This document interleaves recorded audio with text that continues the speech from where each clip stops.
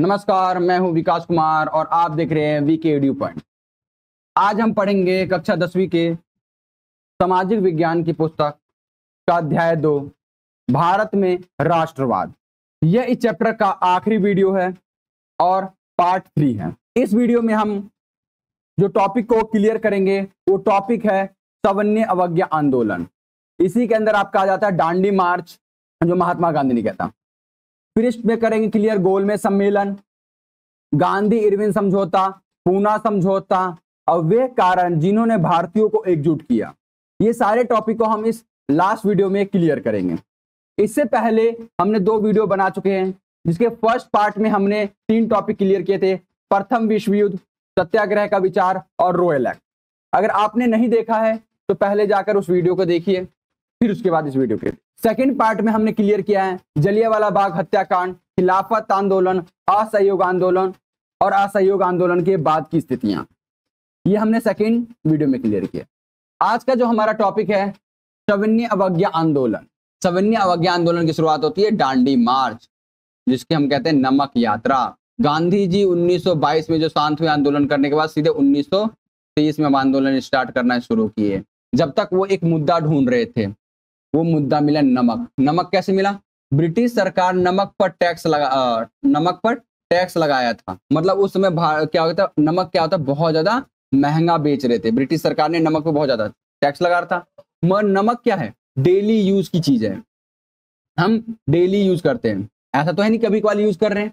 अगर नमक महंगा हो जाए तो पूरे समाज को फर्क पड़ता है, गरीब हो, क्या है, गरीब हो या अमीर हो।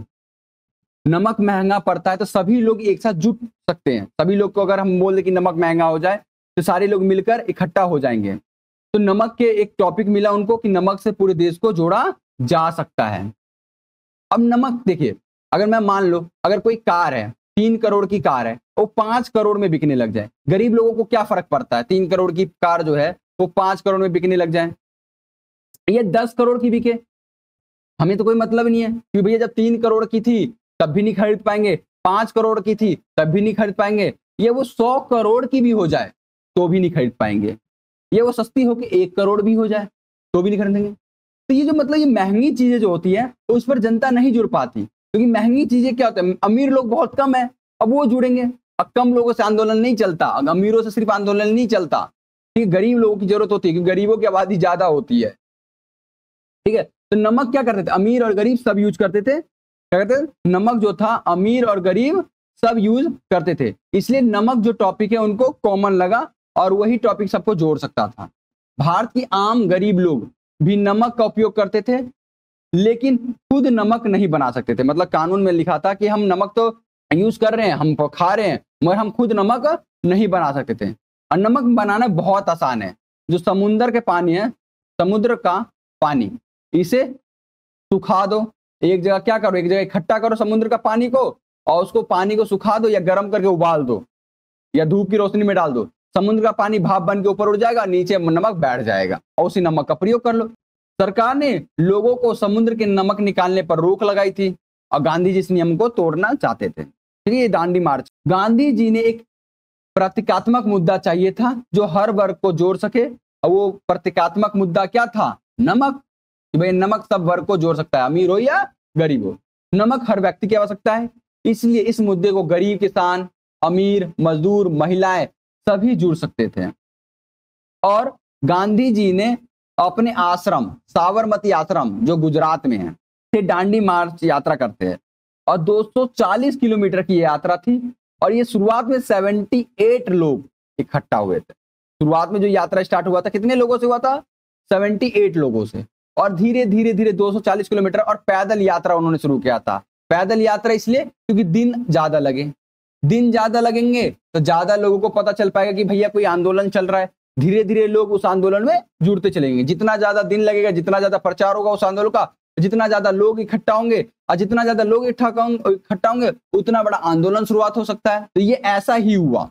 क्या हुआ कि गांधी जी 240 किलोमीटर की यात्रा किए, 78 लोगों से स्टार्ट किए और धीरे धीरे धीरे 1000, 2000, 10,000 लोग इकट्ठा होना शुरू हो गए। अब सवर्णीय अवज्ञा आंदोलन की घटनाएं देखते हैं, प्रमुख घटनाएं।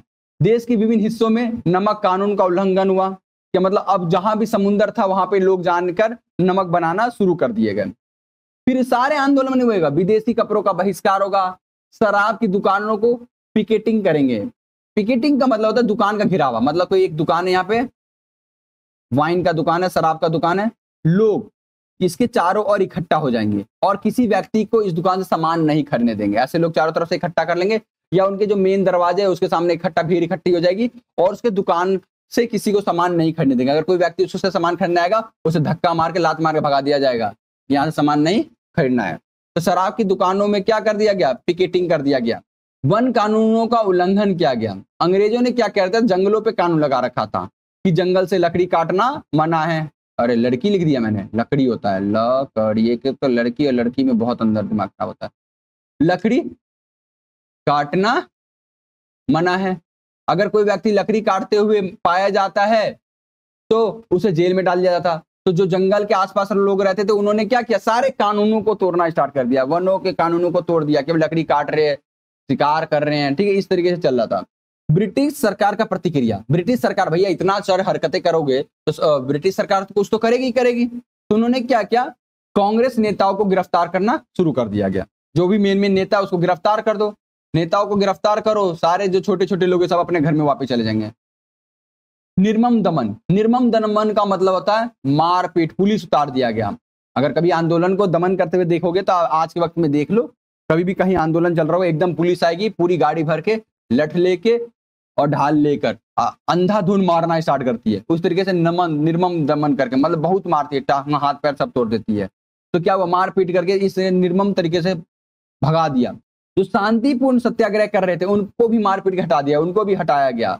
मतलब अब क्या जो सरकार हो चुकी है वो बहुत ज्यादा खतरनाक हो चुकी है, बहुत ज्यादा, ठीक है। जो भी मिलता था उसमें मारपीट के, आंदोलन किसी को नहीं करने देते थे। महिला और बच्चों तक की पिटाई करने लग गए वो, ठीक है, इतनी बुरी स्थिति पे आ गए थे ये सब। और 1 लाख से ज्यादा लोगों की गिरफ्तारी हुई।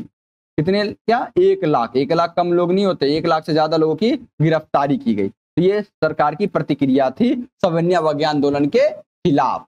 आंदोलन में किस किस ने भाग लिया, तो आंदोलन में भाग लेने वाले थे अमीर किसान।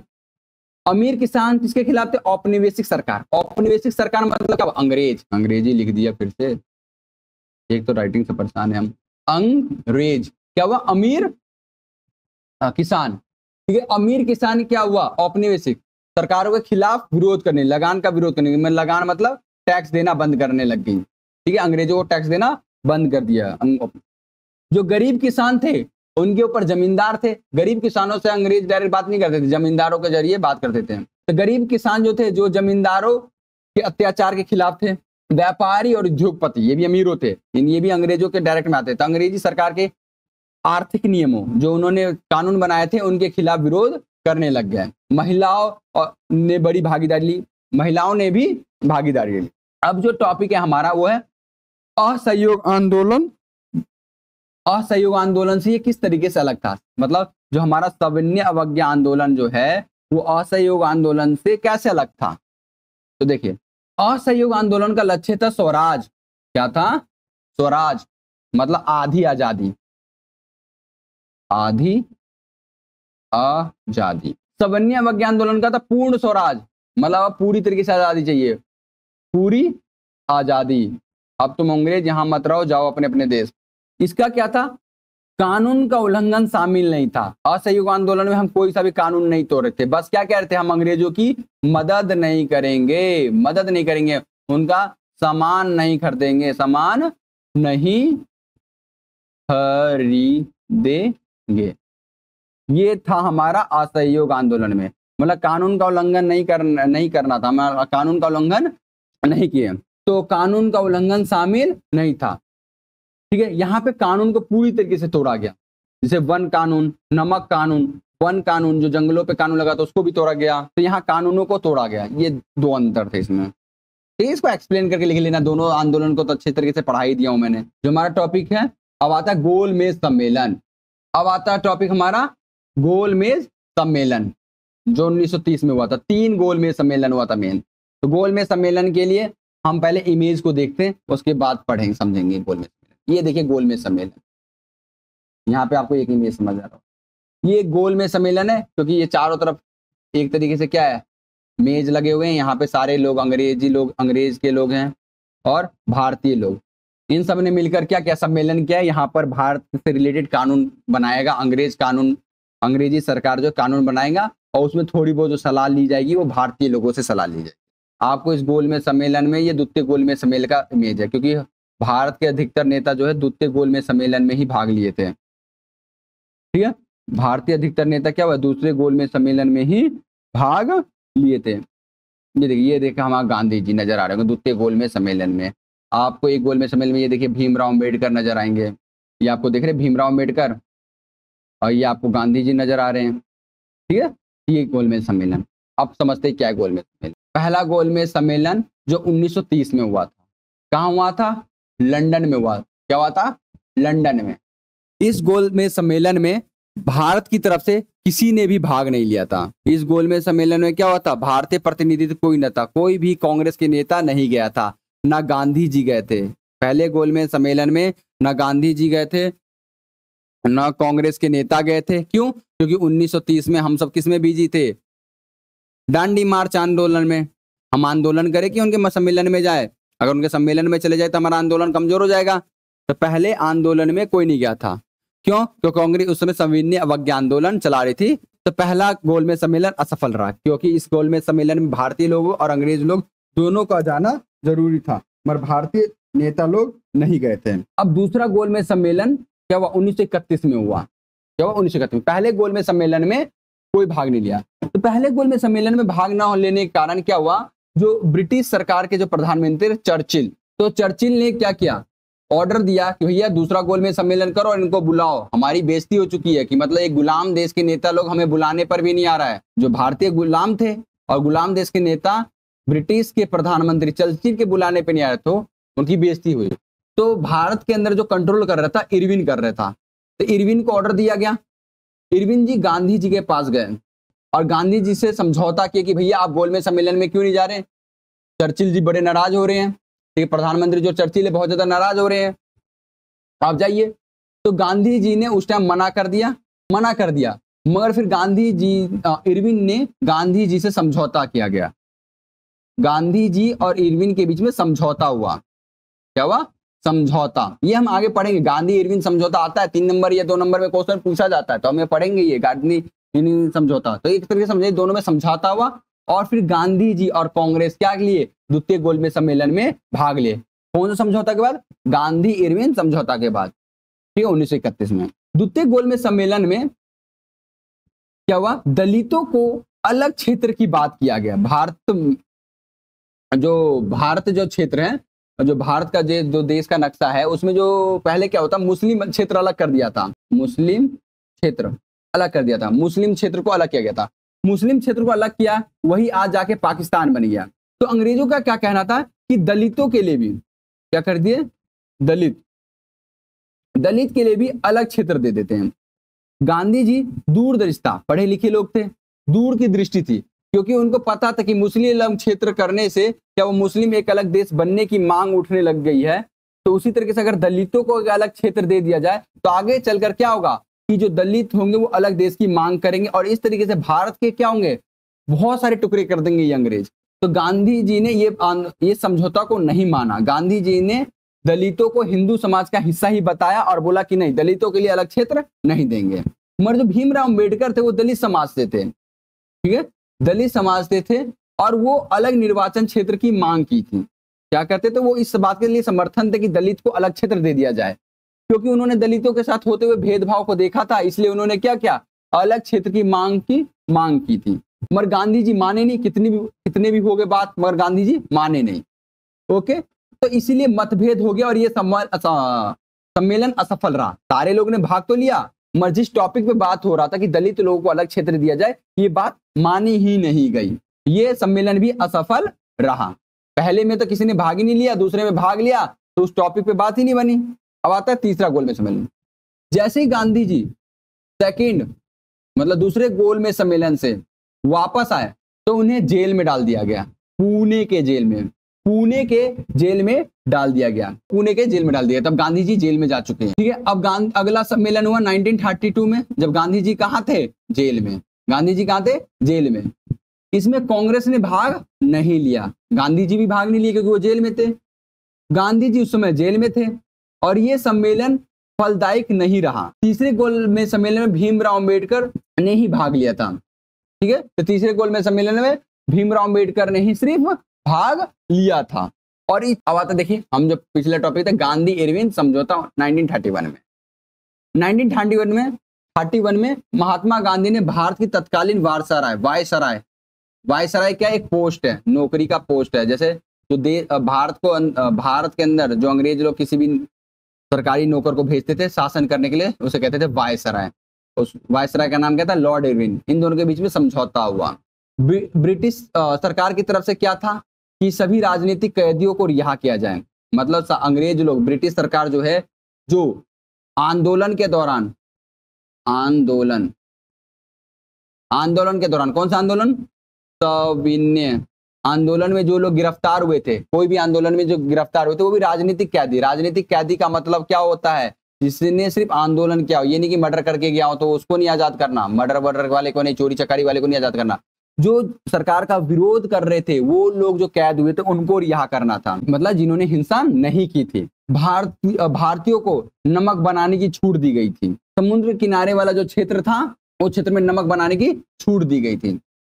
शांतिपूर्ण ढंग से विदेशी वस्त्रों और शराब आदि का बहिष्कार करने की अनुपत्ति कि भैया, क्योंकि भैया जो सविनय अवज्ञा आंदोलन के दौरान जो आंदोलन कर रहे थे, 1 लाख लोगों को जेल में डाल दिया गया था, मार पीट के सबको दमन तरीके से मार पीट के हटा दिया था आंदोलन को, सारे आंदोलन बंद कर दिए थे। तो गांधी जी ने कहा भैया देखो, विदेशी सामान जो है और विदेशी कपड़ा जो है, इसके खिलाफ भारतीय लोग विरोध करेंगे, शांतिपूर्वक करेंगे, बेशक शांतिपूर्वक करेंगे, विरोध करेंगे, इसके परमिशन दोगे तो ही मैं दूसरे गोल में सम्मेलन में जाऊंगा। ये सारा समझौता इसलिए हो रहा है कि द्वितीय गोल में सम्मेलन में जा सके, क्योंकि फर्स्ट गोल में सम्मेलन में ये सब लोग नहीं गए थे तो ब्रिटेन के जो प्रधानमंत्री चर्चिल की उसकी बेइज्जती हो गई थी, इसलिए समझौता किया था। और महात्मा गांधी ने क्या वादा किया था कि वो सविनय अवज्ञा आंदोलन को समाप्त करेंगे, जो आंदोलन चला था उसको समाप्त करेंगे।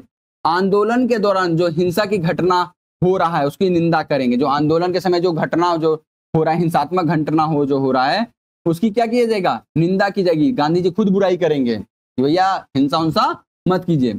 और गांधी जी लंदन में गोलमेज सम्मेलन में भाग लेंगे। ये सब वादा गांधी जी की तरफ से हुआ था। ये था तुम्हारा गांधी इरविन समझौता 1931। अब पूना समझौता क्या है? पूना समझौता था भीमराव अंबेडकर और गांधी जी के बीच में हुआ था। गांधी जी हमारे कहाँ गई है गांधी जी? तो पूना समझौता जो हुआ था भीमराव अंबेडकर के बीच में और गांधी जी के बीच में हुआ था। अब ये हुआ किस लिए था? देखिए, सेकेंड गोलमेज सम्मेलन जो हुआ था इसमें गांधी जी और भीमराव अंबेडकर दोनों गए थे। क्या कहते हैं? सेकेंड गोलमेज सम्मेलन में क्या था? गांधी जी और भीमराव अंबेडकर गए थे। दलितों के लिए अलग निर्वाचन क्षेत्र की मांग की गई थी, मगर गांधी जी माने नहीं थे, इसलिए द्वितीय गोलमेज सम्मेलन क्या हुआ? असफल रहा। थर्ड जो गोलमेज सम्मेलन जो हुआ था उसमें सिर्फ भीमराव अंबेडकर गए थे। क्या गए थे? भीमराव अंबेडकर गए थे और उन्होंने अलग निर्वाचन क्षेत्र मंडल की मांग को एक्सेप्ट कर लिया था, उसकी मांग की थी, अलग निर्वाचन क्षेत्र की मांग की थी। और गांधी जी नहीं चाहते थे, गांधी जी नहीं चाहते थे कि जो दलित हो उनको अलग क्षेत्र मिल पाए, क्योंकि दलितों के लिए अगर हम अलग क्षेत्र दे दें तो आगे जाकर वो अलग देश बना लेंगे। ठीक है, तो गांधी जी इसने कड़ा विरोध किया था। तृतीय गोलमेज सम्मेलन में गांधी जी गए नहीं थे क्योंकि वो जेल में थे और पुणे के जेल में बैठकर आंदोलन करने लगे, विरोध करने लग गए। उन्हें डर था कि हिंदू समाज बट ना जाए। क्या ना जाए? हिंदू समाज बट ना जाए। हिंदू समाज दलित, जैसे आज के वक्त में भारतीय इतिहास भारत को देखोगे क्या, हिंदू मुस्लिम दलित अलग अलग तरीके से अब भाषा के आधार से ही बटने की कोशिश कर रहे हैं, बट नहीं जाए। गांधी जी की दूरदृष्टता बहुत अच्छी थी, दूर की सोच के रखने वाले थे। कुछ लोग मिलेंगे अंधे गांधी जी की बुराई करने लग जाएंगे। गांधी जी ने आमरण अनशन शुरू कर दिया, मतलब उन्होंने भूख हड़ताल कर दिया कि जब तक भीमराव अंबेडकर मेरे से मिलने नहीं आएगा मैं भूखा रहूंगा, भूख हड़ताल करूंगा, आमरण अनशन, जब तक मरूंगा नहीं, जब तक खाऊंगा नहीं। या तो अंबेडकर जी मिलने आए और मेरे से समझौता करे, मेरे से बात करे, तब जाके। गांधी जी बहुत ज्यादा फेमस नेता थे। अगर वो भूख के कारण उनकी तबीयत खराब हो जाता तो सारे के सारे लोग भीमराव अम्बेडकर के खिलाफ हो जाते। तो भीमराव अम्बेडकर गांधी जी से मिलने जाते हैं। तो पुणे समझौता 24 सितंबर 1932 में गांधी जी और भीमराव अम्बेडकर के बीच में होता है। इसमें क्या होता है, दलितों के लिए आरक्षित सीटों की संख्या 148 कर दी जाती है, जो पहले 71 थी। हम अलग क्षेत्र नहीं देंगे, हम सीट ज्यादा दे देंगे। ज्यादा सीटों पे तुम इलेक्शन लड़ो, बढ़ो, इलेक्शन लड़ो, नेता बनो और जीतो और आओ समाज के कल्याण के लिए काम करो। ठीक है, जो सब पहले समझ, सीट ज्यादा दे देंगे मगर क्षेत्र अलग नहीं देंगे। क्षेत्र अलग देंगे तो देश बना लेगा।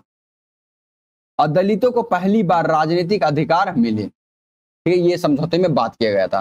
तो एक लाइन में क्वेश्चन आता है कि पूना समझौता किसके बीच में हुआ था? तो भीमराव अम्बेडकर और गांधी जी के बीच में हुआ था। कब हुआ था?